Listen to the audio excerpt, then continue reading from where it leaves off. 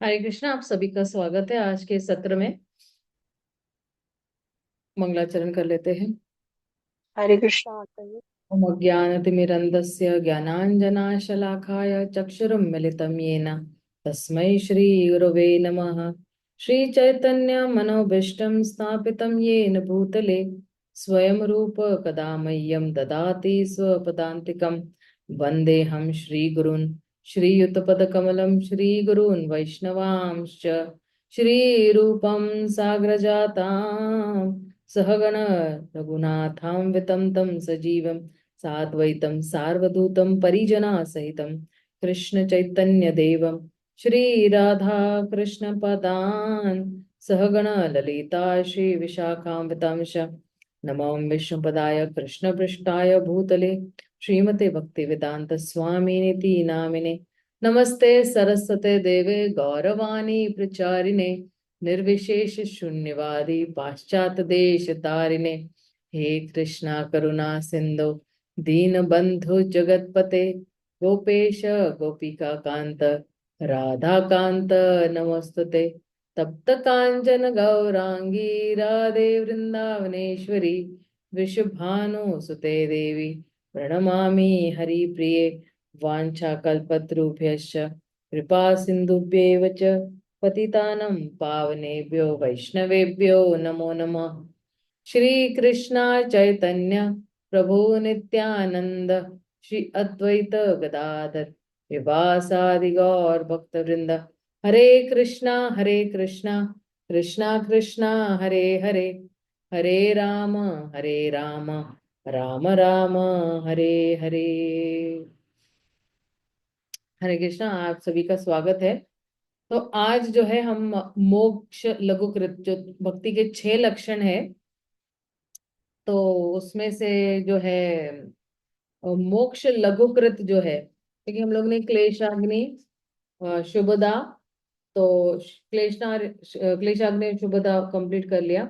आज जो है मोक्ष लघुकृत जो है प्रयास करेंगे। तो मोक्ष लघुकृत मतलब क्या कि भक्ति जो है मोक्ष को भी एक साइड पर नकार देती है। अगर कोई कहेगा कि हम आपको मोक्ष देते हैं, शुद्ध भक्ति को प्राप्त लोग मुक्ति के विचार मात्र को तुच्छ समझते हैं। तब देखिए मोक्ष और मुक्ति में अंतर क्या है कि मुक्ति मुक्तिर हित्वा अन्यथा रूपम स्वरूपेण व्यवस्थितम। श्रीमद् भागवतम की अगर आप देखोगे 2:10-6 में ये यहाँ पे आता है कि अगर कोई जो है जिसको जो है भक्ति मिल गई है, तो उसको मोक्ष और मुक्ति से कोई मतलब नहीं है। क्योंकि ये जो मोक्ष और ये मुक्ति है, ये तो उस भक्त के जो है द्वार पर खड़ी होती है। उसको जो है अम, कोई आकर्षण नहीं है इस मोक्ष से भी। और भक्ति जो है इस मोक्ष को बड़ा तुच्छ जो है बना देती है। कहते हैं कि अगर किसी को एक बूंद भी जो है कृष्ण भावनामृत की मिल जाती है, तो वो उसको जो है एक महासागर, आनंद के महासागर में गोते लगाते हैं। जैसे मैंने पिछली बार भी एक उदाहरण दिया था कि चैतन्य महाप्रभु के एक पार्षद है, उनका नाम है कोलवेच श्रीधर। तो ये कोलवेच श्रीधर जो है चैतन्य महाप्रभु ने ना बहुत सारा जो है धन वन सब कुछ जो है कहा कि मैं ये सब देने के लिए तैयार हूं। लेकिन कोलावेच श्रीधर ने भगवान चैतन्य महाप्रभु से क्या मांगा कि अगर आप मुझे देना ही अगर कोई वरदान चाहते हो, क्योंकि उस वक्त एक लीला चल रही थी।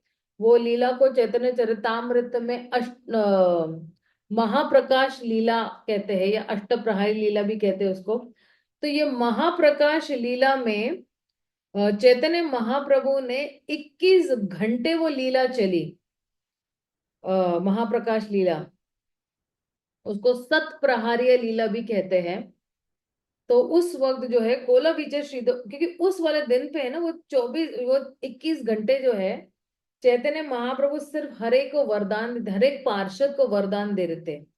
लेकिन बहुत इंटरेस्टिंग बात यह है कि जब कोलावेचे श्रीधर को बुलाया गया और कहा कि मैं तुम्हें वरदान देने के लिए तैयार हूं, लेकिन कोलावेचे श्रीधर ने कहा कि मुझे जो है अडिग श्रद्धा चाहिए मुझे आपसे, और मुझे केवल आपके श्री चरणों की ही सेवा करने का अवसर चाहिए, मुझे और कुछ भी नहीं चाहिए। और ये कोलावेचे श्रीधर के बारे में मैंने पिछली बार भी बताया था कि इसके घर में सिर्फ 4 दीवारें थी और एक छत थी, और उस छत पे सिर्फ एक कद्दू आया करता था, पंपकिन जो है, और वो पंपकिन भी वो सच्ची माता को दे देते थे चैतन्य महाप्रभु के लिए, कद्दू की खीर बनाने के लिए। तो आप देखना कि इस तरह से जो है ये जो मोक्ष और मुक्ति, ये भक्तों को नहीं चाहिए, ये हमारे द्वार पे खड़ी है, हमें इसमें कोई इंटरेस्ट नहीं है। हम भक्तों को इंटरेस्ट किस में है?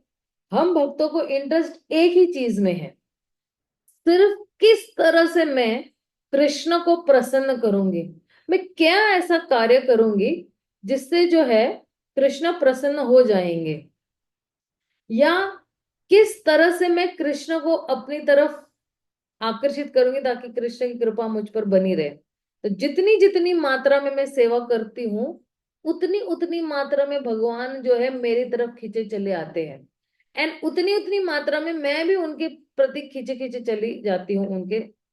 अः और तो मुक्ति के विचार को तुच्छ समझते हैं।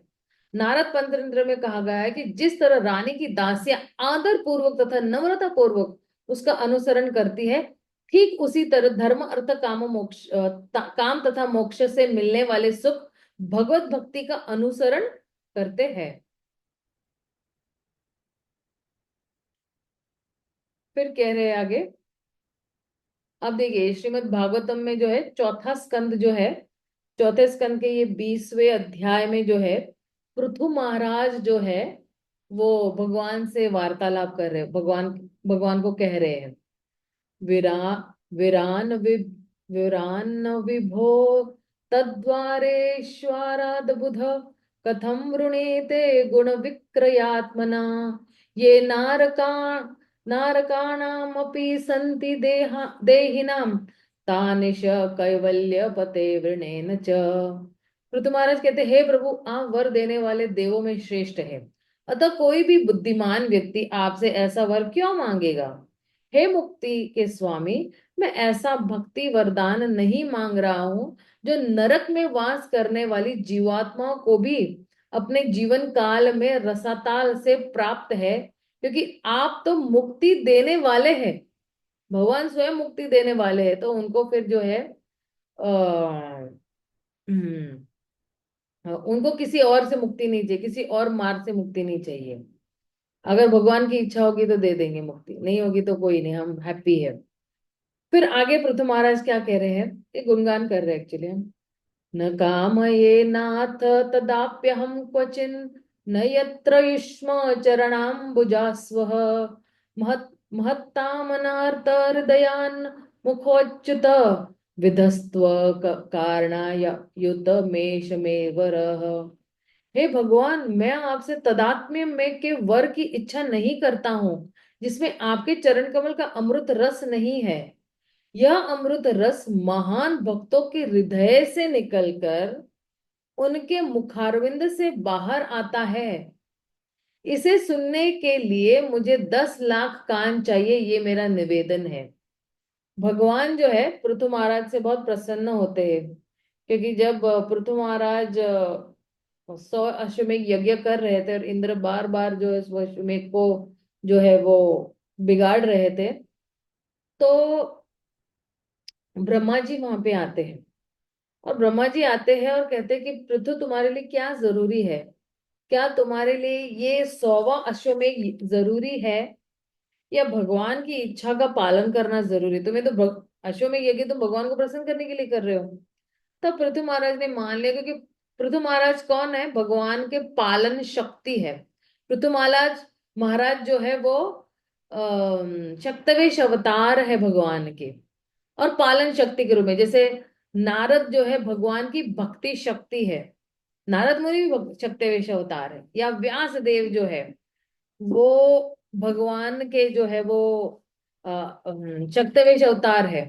मतलब न भूतो न भविष्य तक किसी ने जो है इतने सारे उपनिषद वेद पुराण इतिहास किसी ने अभी तक नहीं लिखे हैं। तो जब विशेष एक शक्ति दी जाती है तो उस व्यक्ति को शक्तवेश अवतार कहते हैं भगवान के। जैसे ब्रह्मा जी को भी जो है सृष्टि रचना करने के लिए एक विशेष शक्ति देते हैं भगवान, और फिर जब काम खत्म हो जाता है तो समेट लेते हैं।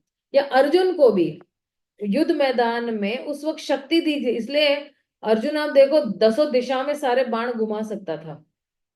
तो इसलिए ये शक्तवेश अवतार है पृथु महाराज। तो ये भगवान से प्रार्थना कर रहे हैं। फिर ये वाला श्लोक बहुत महत्वपूर्ण है। ये कह रहे, स उत्तम श्लोक महन मुखच्यतो भवत्पदाम्बुज सुधा कणानीलः स्मृति पुनः विस्मृति तत्व आत्मना कुयोगिना वो नो वतरल तलैवरे। हे भगवान, महान पुरुष आपका महिमा गान उत्तम श्लोक द्वारा करते हैं। महापुरुष के मुखों से निकली दिव्य वाणी या आपके चरण कमलों के अमृत बिंदु के स्पर्श से सुगंधित वायु कुयोगियों का भगवान का स्मरण दिलाती है, जो आपके द्वारा सिखाए हुए सत्य भूल गए हैं। मुझे मुक्ति के साथ ऐसा कोई भी वरदान नहीं चाहिए। तो भगवान वरदान मांग रहे, बोले नहीं वरदान नहीं चाहिए मुझे ये वाला। और फिर आगे क्या कह रहे, आगे कह रहे, यश शिव शुशव आर्य संगमे यदृच्छया चोपशृणोति ते सकृत कथम गुणोज्ञ विरमोद्विना पशु श्रीयत प्रभवे गुण संगे छया। हे अत्यंत कीर्तिमय भगवान, ऐसा कौन व्यक्ति है जो शुद्ध भक्तों की संगति में रहकर आपके कार्यकलापों की कीर्ति का एक बार भी श्रवण करके उसे त्याग देता है? ऐसा कौन व्यक्ति है जो आपके गुणों को जानकर आपकी महिमा के कीर्तन को छोड़ देता है? जिनके दिव्य गुणों का स्वाद लेने के लिए लक्ष्मी जी भी इच्छुक रहती है, केवल एक पशु ही ऐसा कर सकता है। बहुत पावरफुल श्लोक है भागवतम में। फिर जो है कह रहे हैं सुदुर्लभा। ओके, तो भक्ति जो है बहुत सुदुर्लभ है। आप बोलोगे कि माता जी सुदुर्लभ है, लेकिन हमें तो बिल्कुल आसानी से मिल गई, वो भक्तों की कृपा से मिली हुई है।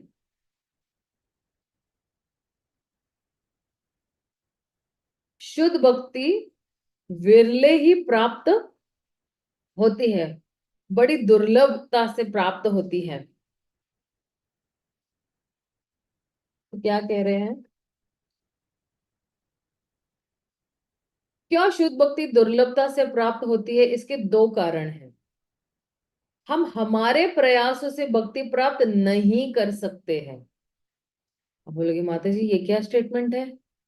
सुबह तो हम लोग प्रयास कर रहे हैं भाई, सुबह सुबह जल्दी उठ जाते हैं, 3 बजे उठ जाते हैं, कभी 2 बजे उठ जाते हैं, कभी फिर मंगला आरती चले जाते हैं। इतना तो हम प्रयास कर रहे हैं, तो हमारे प्रयासों से भक्ति प्राप्त नहीं कर सकते, तो फिर किसके प्रयासों से भक्ति प्राप्त कर सकते? और फिर आगे कह रहे भगवान कृष्ण शुद्ध भक्ति आसानी से प्रदान नहीं करते हैं। देखिए, हमें हमारे प्रयासों से भक्ति प्राप्त क्यों नहीं कर सकते हैं?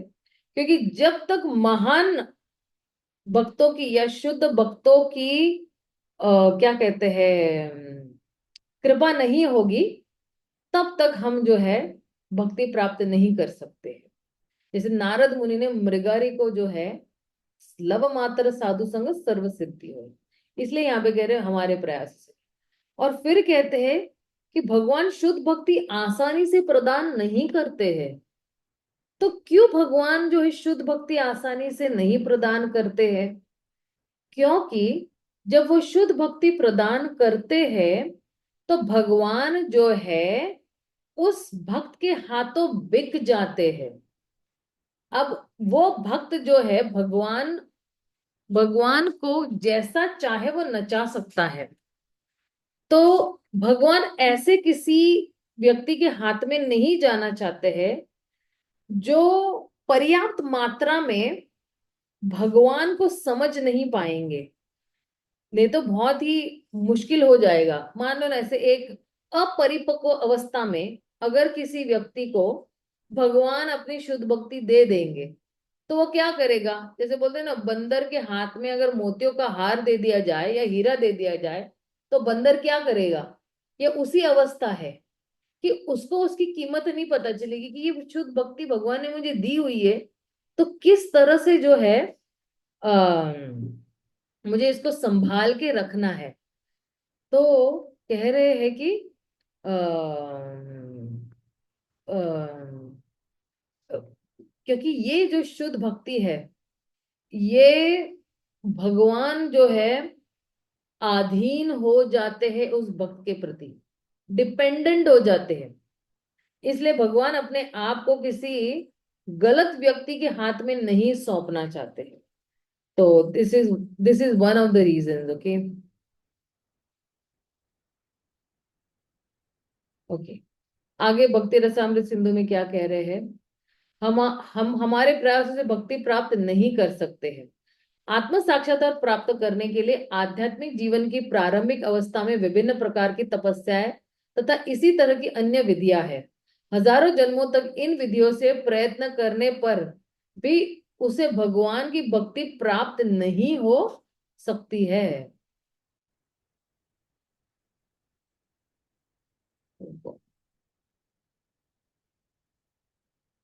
भगवान बिरले ही किसी जीव को भक्ति प्रदान करने के लिए तैयार होते हैं, क्योंकि भक्ति से भगवान भक्त के द्वारा खरीदे जाते हैं।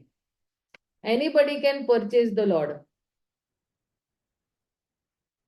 भगवान शिव जो है माता सती को कहते हैं कि हे सती, यदि कोई श्रेष्ठ दार्शनिक है, फिलोसफिकल पर्सन जो है ना, फिलोसफी, और वह ज्ञान की विधि विधियों का विश्लेषण करता है तो वह भौतिक बंधन से मोक्ष प्राप्त कर सकता है। ये फिलोसफिकल पीपल सिर्फ मोक्ष प्राप्त कर सकते हैं।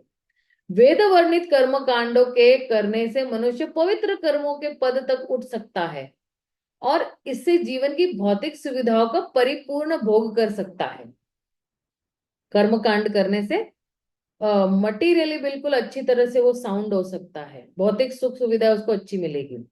हजारों जन्मों तक इन विधियों से प्रयत्न करने पर भी उसे भगवान की भक्ति की प्राप्ति नहीं हो सकती है। ये बहुत दुर्लभ है ये भक्ति।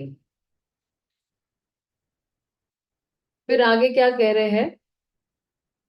ये जो है भागवतम के 5वें स्कंद के छठे अध्याय के 18वें श्लोक में आता है ये। मुक्ति दताति करहिचित समत भक्ति योगम। सुखदेव गोस्वामी जो है वो परीक्षित महाराज से क्या कह रहे हैं कि हे राजन, परम पुरुष मुकुंद सभी पांडवों तथा यदुवंशियों के वास्तविक पालक है। वे तुम्हारे गुरु, आराध्य, अर्च, विग्रह, मित्र तथा तुम्हारे कर्मों के निर्देशक है। कर्मों के निर्देश यानी उनके हिसाब से ही हम अपने कर्म करते हैं, उनके निर्देशों के हिसाब से ही हम अपने कर्म करते हैं। यदि नहीं, वे कभी कभी दूत या सेवक के रूप में भी तुम्हारे परिवार की सेवा करते हैं।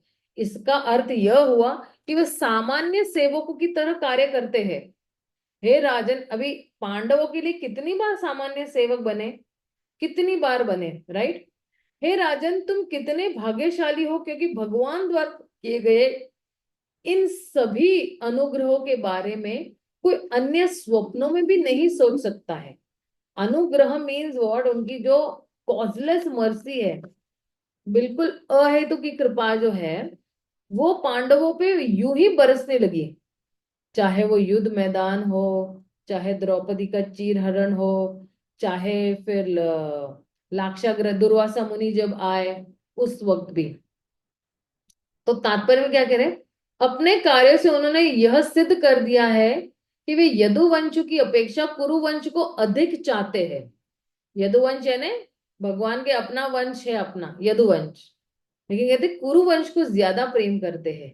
वे पांडवों की भक्ति के इतने ऋणी थे भगवान जो है भक्त की भक्ति से ऋणी हो जाते हैं। इतने ऋणी थे कि कभी वे उनके दूत बने तो कभी उन्हें भयानक परिस्थिति से उबारा। चाहे वो लाक्षागृह हो, चाहे फिर वो अ, युद्ध मैदान हो, हर वक्त जो है, चाहे वो भीष्म पितामह के जो है वो रथ के पहिए से भी बचाया हुआ। इस क्रिया से स्पष्ट हो जाता है कि भक्तों के लिए मुक्ति अधिक महत्वपूर्ण नहीं होती है। श्री कृष्ण किसी को मुक्ति भले ही दे दे, किंतु सबको अपना भक्त बनने का अवसर आसानी से नहीं प्रदान करते हैं। मुक्ति दधाति करहिचितम न भक्ति योगम। तो बहुत इजीली भक्ति भगवान नहीं देते हैं। जैसे आपके पेरेंट्स भी बहुत सारी चीजें आपको इजीली नहीं देते, राइट। अभी अगर किसी को लैपटॉप चाहिए या किसी को टू व्हीलर चाहिए, बहुत आसानी से नहीं दे देंगे। जब तक आपको उसकी कीमत नहीं होगी, तब तक आपको वो वस्तु नहीं मिलेगी। जब आपको पता है कि इसकी वैल्यू क्या है, तभी आपके पेरेंट्स आपको देंगे, राइट। ऑफकोर्स यहाँ पे कुछ कॉलेज की गर्ल्स भी है, इसलिए मैं ये बता रही हूँ कि कभी कभी बच्चे लैपटॉप मांगते हैं पेरेंट्स को, या मोबाइल मांगते हैं, या कोई न्यू बैग मांगते हैं। तो फिर पेरेंट्स जो है वो बहुत आसानी से नहीं देते। एटलीस्ट मेरे पेरेंट्स ने मुझे कुछ भी आसानी से नहीं दिया था।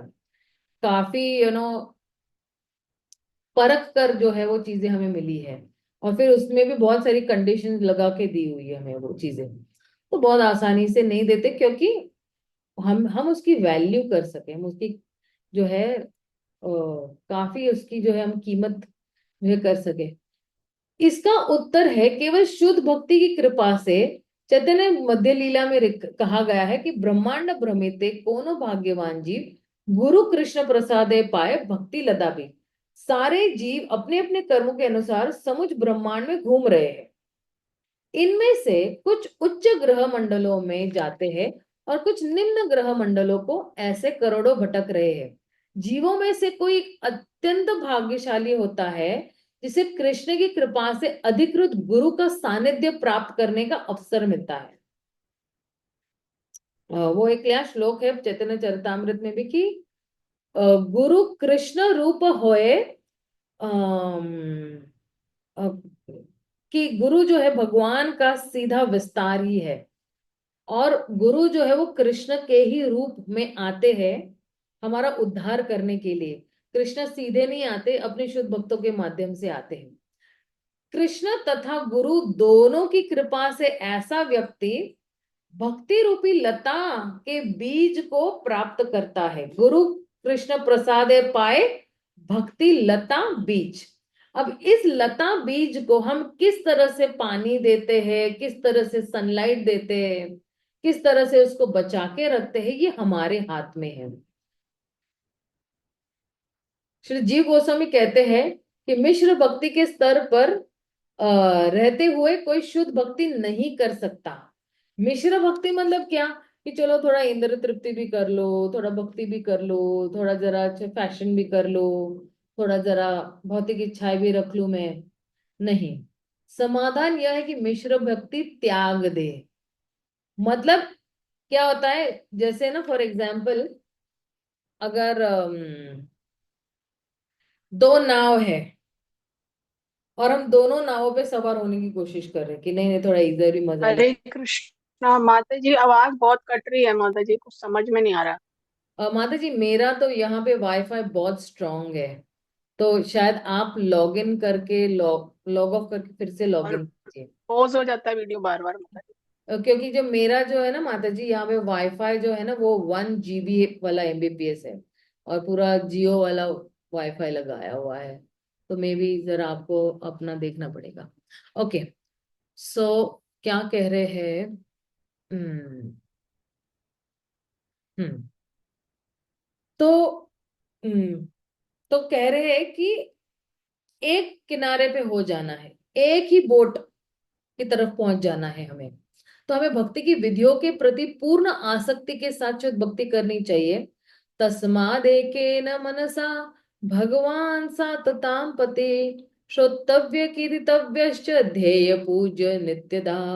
अतएव मनुष्य को चाहिए एकाग्र चित्त से उन पूर्ण पुरुषोत्तम भगवान के विषय में निरंतर श्रवणम कीर्तनम स्मरण तथा पूजा करना चाहिए, जो भक्तों के रक्षक है।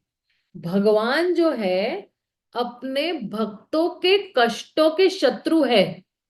भगवान अपने भक्तों को कभी कष्ट में देखना नहीं चाहते हैं। मतलब ये स्टेटमेंट मैंने ना बहुत पहले, जब मैं भक्ति शास्त्री कर रही थी वृंदावन में, तब मैंने एक प्रभु जी से सुना था। और वो एक सेंटेंस मेरे हृदय में एकदम गड़ गया कि अरे भगवान जो है अपने भक्तों को कष्ट में नहीं देखना चाहते हैं। केवल भगवान कृष्ण की ही पूजा करनी चाहिए, जैसा श्रीमद् भागवतम में कहा है।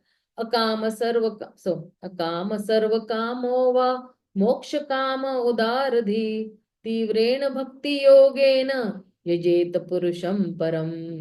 जिस व्यक्ति की बुद्धि व्यापक है, बुद्धि बिल्कुल स्ट्रांग है यार, जो है बिल्कुल अपनी जगह पे है, वह चाहे सकाम हो या निष्काम अथवा मुक्ति का इच्छुक हो, उसे चाहिए कि किसी भी प्रकार के परम पूर्ण भगवान की पूजा करे। आप देखना, चाहे वो निष्काम कर्म योगी हो या ध्यान योगी हो या हट्ट योगी हो या कर्म योगी हो, हर एक मार्ग में भक्ति का समावेश होना बहुत जरूरी है। चाहे अगर अष्टांग योग भी है, तो अष्टांग योगी किस पे ध्यान कर रहा है? तो भगवान पे ध्यान कर रहा है। नहीं तो उसको जो उसका डिजायर्ड रिजल्ट है, उसको जो परिणाम चाहिए अष्टांग योग से, उसको नहीं मिल सकता है। ये जो ज्ञान योगी भी है, ज्ञान योगी मतलब क्या, कि दो प्रकार के योगी होते हैं, एक सकाम कर्मी और एक निष्काम कर्मी। निष्काम कर्मी जो है, जिसके पास कोई भौतिक इच्छा अगर नहीं है, तो यही निष्काम योगी जो है, ये विराट पुरुष पे जो है वो ध्यान कर रहा होता है। और जो दूसरा योगी होता है वो परमात्मा मेडिटेटर होता है, जो परमात्मा पे ध्यान कर रहा है, या उसको कहते हैं अष्टांग योगी भी। अब ये अष्टांग योगी की अगर इसके पास जो है कोई भी भौतिक इच्छाएं नहीं है, तो फिर उसे जो है भगवत धाम की प्राप्ति होती है। लेकिन यही अष्टांग योगी हर लेवल पे बेचारा क्या करता है, हर लेवल पे जो है अगर यम नियम आसान जो है, हर लेवल पे जो है जो भी आगे बढ़ता है तो पीछे का वो छोड़ देता है, उसको आगे कैरी फॉरवर्ड करके नहीं ले जाता है। इसलिए प्राय जब ये अष्टांग योगी जब भगवान पे ध्यान कर रहा होता है मुक्ति के लिए, तो जब इसको मुक्ति मिल जाती है, तो वो क्या करता है, भगवान के रूप पर ध्यान करना ही छोड़ देता है। ये सबसे बड़ा फ्लॉ है इस अष्टांग योगी में। और इसलिए फिर जो है उसको जो है फिर जो है सिर्फ नॉर्मल मुक्ति मिलती है उसको, नॉर्मल मुक्ति। लेकिन यहाँ पे क्या कह रहे हैं कि आप चाहे अष्टांग योगी हो, आप चाहे कोई भी योगी हो, लेकिन उसे भगवान की जो अकाम, आपके पास कामना हो, आपके पास कोई कामना नहीं हो, आपके पास मोक्ष की कामना हो या कोई भी इच्छा हो, लेकिन आप फिर भी किसकी पूजा करें, आप भगवान की पूजा करें या भगवान की भक्ति करें। और फिर जो है अभी ये संद्रानंद विशेषात्मा आ गया, क्योंकि अभी हम लोग ने जो है सुदुर्लभ पे चर्चा किया। तो अब ये संद्रानंद विषय, शुद्ध भक्ति स्वतः दिव्य आनंद प्रदान करने वाली है, असीमित गाढ़ा आनंद। अभी असीमित गाढ़ा आनंद मतलब क्या, कि अगर कभी आपने रबड़ी खाई है, जब नॉर्मल दूध पीते हैं ना तो इतना आनंद नहीं मिलता है, लेकिन अगर गौड़ी रबड़ी खाते हैं तो कितना आनंद आता है। तो उसी तरह मैं भौतिक एग्जाम्पल दे रही हूँ, असीमित गाढ़ा आनंद मिलता है जब कोई शुद्ध भक्ति करता है। इस तरह में भक्त के मन में कोई भी अन्य विचार क्षण भर के लिए भी नहीं रह सकता है। कोई भी मतलब भगवान के अलावा वो कोई एक मिनट के लिए भी जो है वो भगवान के विचारों से विलग नहीं हो सकता है।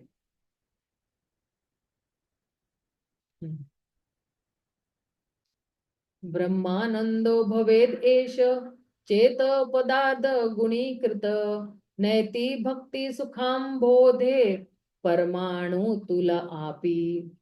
तुच्छ, हमें कुछ नहीं चाहिए।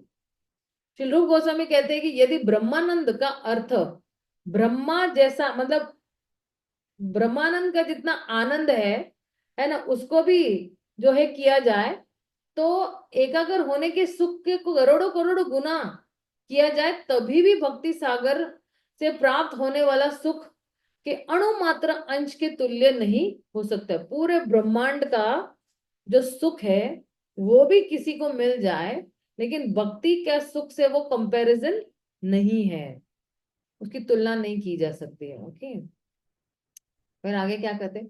हरिभक्त सुयोधनों में प्रहलाद महाराज अपनी प्रार्थनाओं से भगवान नरसिंह देव को तुष्ट करते हुए कहते हैं, हे ब्रह्मांड के प्रभु, मुझे आपके समक्ष दिव्य आनंद का अनुभव हो रहा है और मैं सुख के सागर में मग्न हो चुका हूँ।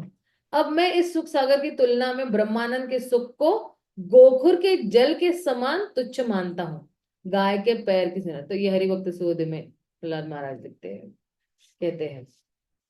देखिए, ये सुख कोई किसी को प्राप्त होगा? माता यशोदा परम भगवान पुरुषोत्तम के पीछे लठिया लेके घूम रही है और उनको बांध रही है। श्रीमद् भागवतम पर श्रीधर स्वामी के भाष्य भावार्थ दीपिका में पुष्ट की गई कि हे प्रभु, कुछ भाग्यशाली लोग हैं जो आपकी भक्ति के अमृत सागर में तैर रहे हैं और आपकी लीलाओं के वर्णन के अमृत का स्वाद ले रहे हैं। निश्चित रूप से उन आह्लाद भावों को जानते हैं, निश्चित रूप से उन आह्लाद भावों को जानते हैं जो धर्म, अर्थ, काम तथा मोक्ष से प्राप्त होने वाले सुख को तुच्छ बना देते हैं। ऐसे दिव्य भक्त भक्ति के अतिरिक्त अन्य किसी प्रकार के सुख को सड़क पर पड़े हुए तृण की तरह तुच्छ मानते हैं। अगर मान लो सड़क पर एक घास का तिनका पड़ा हुआ है, तो क्या हम उठाएंगे जाके या उस पर आकर्षित होंगे? नहीं, राइट। ये भक्ति का सुख ही ऐसा है। तो मुकुंदास जो है वो आत्मा साक्षात्कार के पथ पर जो है 3 प्रकार के आनंद के बारे में बात कर रहे हैं, है ना। 3 प्रकार के, एक है ब्रह्मानंद जो है विविधता में बिना आनंद की शांत स्थिति, ऐसी शांत स्थिति जिसमें कोई कार्य नहीं है ना। आ, मान लो जैसे बिना पॉलिश का हीरा, इस तरह से। स्वरूप आनंद, अपनी शाश्वत पूर्णता से अनुभव का आनंद करना, यह सक्रिय साक्षात्कार है। जैसे मान लो पॉलिश किया हुआ हीरा होता है तो चमकता है, राइट। और फिर कह रहे हैं कि स्वरूप शक्ति आनंद वैष्णव का उच्चतर आनंद है, जो उन्हें भगवान की उपस्थिति में प्राप्त होता है। जैसे हम भगवान का नाम लेते हैं, गुण जो है सुनते हैं, या लीलाएं सुनते हैं, या रूप देखते हैं, तो कितना आनंद होता है हमें, है ना। तो हार से जुड़ा हुआ हीरा, अगर ये जो हीरा है किसी हार से जुड़ा हुआ है तो ही इसका मतलब है, वरना इसका कोई मतलब है ही नहीं।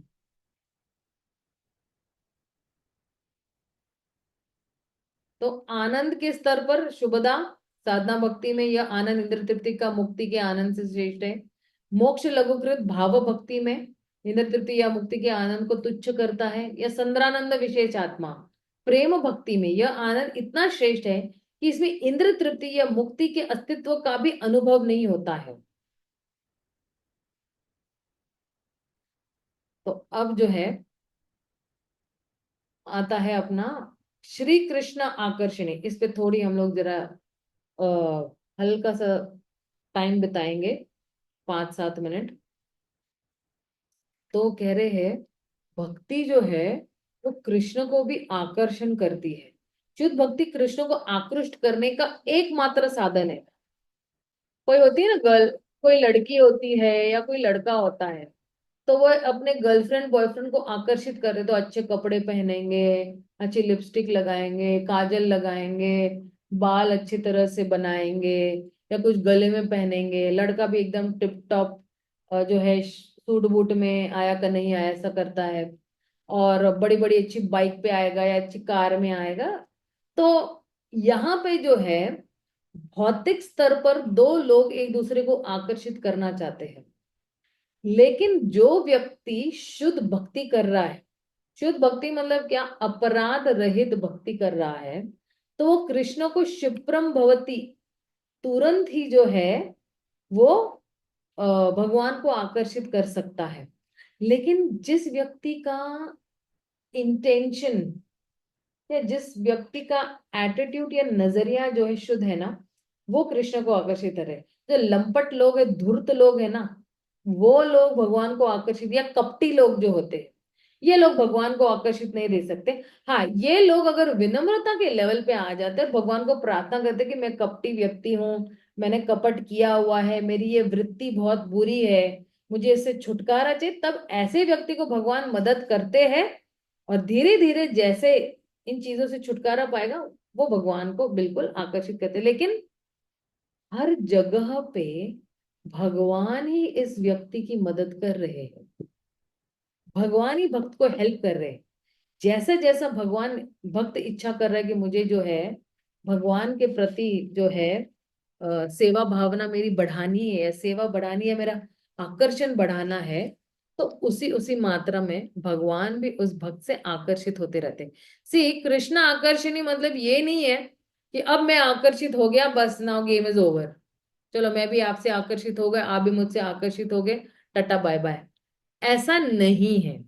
ये श्री कृष्ण आकर्षणी मतलब हर क्षण पे जो है आप कृष्ण से ही आकर्षित हो, हर वक्त। और कृष्ण से आकर्षित होने का मतलब ही यही है कि किस तरह से जो है मैं भगवान की सेवा करूंगी कि वो मुझसे आकर्षित हो, मैं किस तरह से अपने प्रेमी को रिझाऊंगी या रिझाऊंगा ताकि वो सिर्फ मुझी से ही आकर्षित हो। तो मैं किस तरह से अपनी सेवा परफेक्ट करूंगी, माला परफेक्ट करूंगी, रीडिंग परफेक्ट करूंगी, और जितनी भी जो है अपने घरों कार्य अच्छी तरह परफेक्ट करूंगी कि भगवान जो है बोलेंगे अरे चाहिए तो यही चाहिए, बाकी कुछ नहीं चाहिए। तो ये जो है एकमात्र साधन है भगवान को आकर्षित करने के लिए। आप देखना यहाँ पे कितने सारे जो भक्त भगवान को आकर्षित कर रहे हैं। देखिए, सुदामा ने आकर्षित किया, अर्जुन ने आकर्षित किया, रुक्मिणी ने आकर्षित किया, राइट, भगवान को। श्री रूप गोस्वामी ने कहा है कि भक्ति कृष्ण को भी आकर्षित करने वाली है, कृष्ण सबको आकृष्ट करने वाले हैं, किंतु भक्ति कृष्ण को आकृष्ट करती है। कृष्ण का नाम ही ये है सर्व आकर्षण, है ना। सर्वोच्च भक्ति का प्रतीक राधा रानी है। कृष्ण मदन मोहन कहलाते हैं, जिसका अर्थ है कि वे हजारों कामदेव के आकर्षण को भी पराजित करने वाले हैं। किंतु राधा रानी इससे भी अधिक आकर्षक है, क्योंकि वे कृष्ण को भी आकर्षित करने वाली है। इसलिए भक्तगण उन्हें मदन मोहन मोहिनी कहते हैं। मदन मोहन, भगवान का नाम है मदन मोहन, लेकिन मदन मोहन मोहिनी, ये जो मोहिनी है ये मदन मोहन को भी मोह लेती है, तो इसलिए मदन मोहन मोहिनी। फिर आगे क्या कहते हैं, भक्ति करने का अर्थ है राधा रानी के पद चिन्हों का अनुसरण करना। राधा रानी के पद चिन्हों का अनुसरण मतलब क्या, कि राधा रानी जो है वो कृष्ण के अलावा किसी के बारे में नहीं सोचती है। वो अपने बारे में तो जीरो, शून्य, कुछ भी नहीं सोचती कि मुझे ये चाहिए और मुझे वो चाहिए, मुझे ऐसा है और मुझे वैसा है, नहीं। वो सिर्फ कृष्ण के सुख के लिए ही जी रही है, कृष्ण को प्रसन्न करने के लिए ही जी रही, उसका अस्तित्व वही है कि बस I am born to serve Krishna. तो और वृंदावन में भक्तगण अपनी भक्ति में सिद्धि पाने के लिए अपने आप को राधा रानी के संरक्षण में रखते हैं। हर कोई जो है अपने आप को राधा रानी के आश्रय में रख देते हैं। कृष्ण की अंतरंग शक्ति के सीधे नियंत्रण में रहने के कारण भक्ति स्वयं कृष्ण को भी आकर्षित करती है। जो कोई भी व्यक्ति अपने आप को श्रीमती राधा रानी के श्री चरणों पर अपने आप को भेंट दे देगा, हम बिल्कुल राधा रानी के सुरक्षिता में बिल्कुल सुरक्षित रहेंगे। और क्योंकि भगवान जो है राधा रानी की सेवाओं से बड़े आकर्षित है, तो भगवान जो है हमसे भी जो है आकर्षित रहेंगे। इस तरह से जो है हमारा जो गुरु है वो इतना पावरफुल होना चाहिए कि भगवान अपने आप ही आकर्षित हो जाएंगे हमारी भक्ति से। तो इस तरह से जो है गुरु के आदेश, एंड राधा रानी या बलराम जी ये सारे गुरु तत्व है। हमारे जितने भी गुरु है ये इन्हीं दोनों से निकले हुए हैं, आए हुए हैं। मूड अलग होगा लेकिन उद्देश्य एक ही है कि किस तरह से कृष्ण को प्रसन्न करना है।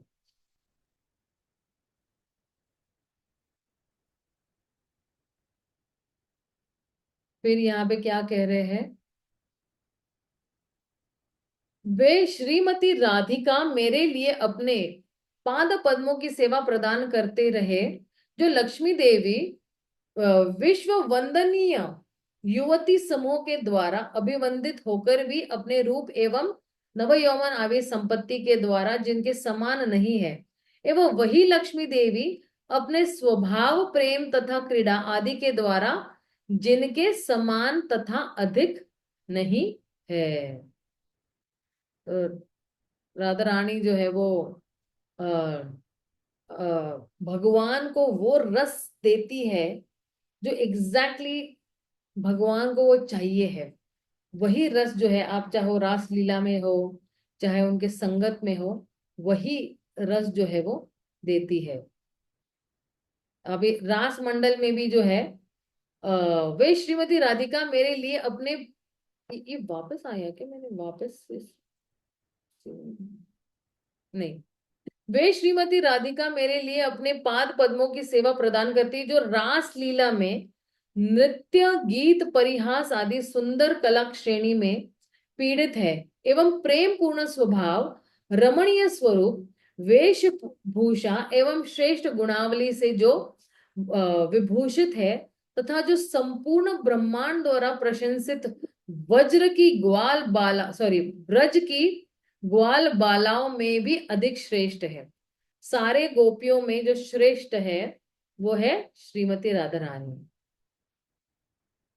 अच्छा, अब है ना कुछ एडवांटेजेस भी है। जब हम श्रीमती राधा रानी का आश्रय लेते हैं तो हमें क्या लाभ मिलता है या क्या होता है। तो पहला है तो हमें सुरक्षिता मिलती है। यदि भी हम सभी में कृष्ण के गुण विद्यमान है फिर भी हमारा कभी कभी पतन हो सकता है, अतः हमें आश्रय की आवश्यकता है। इसलिए हम हरे कृष्ण का जप करते हैं, केवल कृष्ण का नहीं।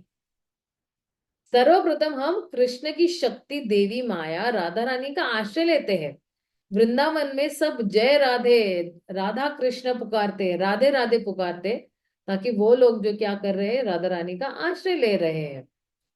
और बुद्धि प्राप्त होती है हमें। जब हम देवी मैया राधा रानी का आश्रय लेते हैं वे हमें कृष्ण का पूर्ण आश्रय लेने के लिए बुद्धि प्रदान करती है। सी, अब जितनी भी हमारी इंद्रियां है ना उसमें बुद्धि जो है वो राजा है।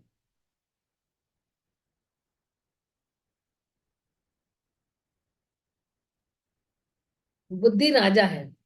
तो बुद्धि निर्देश देता है मन को और इंद्रियों को भी, ये सही है ये गलत है, इधर मत जाओ ये मत करो नुकसान होगा।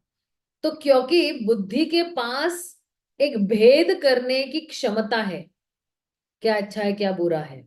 और ये भेद करने की क्षमता कब आती है हमारे में, जब हम शास्त्रों का ध्यान पूर्वक अध्ययन करते हैं, जब हमें ज्ञान प्राप्त होता है तो बुद्धि जो है वो भेद करने के लिए हमारी क्षमता और बढ़ा देती है। यहाँ पे खतरा है मत जाओ ये मत करो वो मत, तो बुद्धि जो भेद करवाती है। और यही बुद्धि जो है थिंकिंग फीलिंग एंड विलिंग, ये भी जो है इसका फंक्शन है। तो आगे क्या कह रहे हैं, हमें पहले राधा रानी की पूजा करनी चाहिए, यही हमारा कार्य है। सीधे कृष्ण को पुष्प भेंट करने की जगह आप बस इसे राधा रानी के हाथों में रखे और राधा रानी क्या करेगी, भगवान के गले में पहना देंगी। हे माता राधा रानी, जगत माता कृपया इस पुष्प को स्वीकार करें, कृष्ण को अर्पित कर दीजिए। राधा रानी कहेगी, हो आप एक पुष्प लाए हो। ये जो है श्रील प्रभुपाद ने एक प्रवचन में कहा था। फिर आता है, अभी आप देखिए, ओके, तो हम लोगों ने अभी ये जो है कृष्ण आकर्षणी, लेकिन कृष्ण को आकर्षित करने के लिए हमें किसका सहारा लेना है या किसका आश्रय लेना है? वो श्रीमती राधा रानी का आश्रय लेना है। तो क्लेश अग्नि शुभदा मोक्ष लघुकृत सुदुर्लभ संद्रानंद विशेष आत्मा और श्री कृष्ण आकर्षणी। तो इस तरह से जो है हमारा ये पूरा जो अध्याय जो है वो इस तरह से कंप्लीट हो जाता है यहाँ पे। और अब किसी का अगर कोई प्रश्न है तो आप पूछ सकते हो।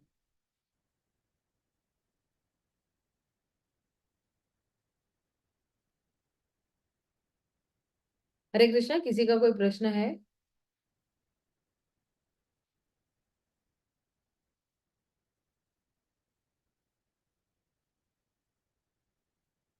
ओके, अगर कोई प्रश्न नहीं है तो हम सोमवार को फिर से मिलते हैं और दूसरा अध्याय से हम शुरू करेंगे। ठीक है? श्रील श्रील प्रभुपाद की जय, श्रील रूप गोस्वामी की जय, भक्ति रसामृत सिंधु की जय। हरे कृष्णा, हरि बोल।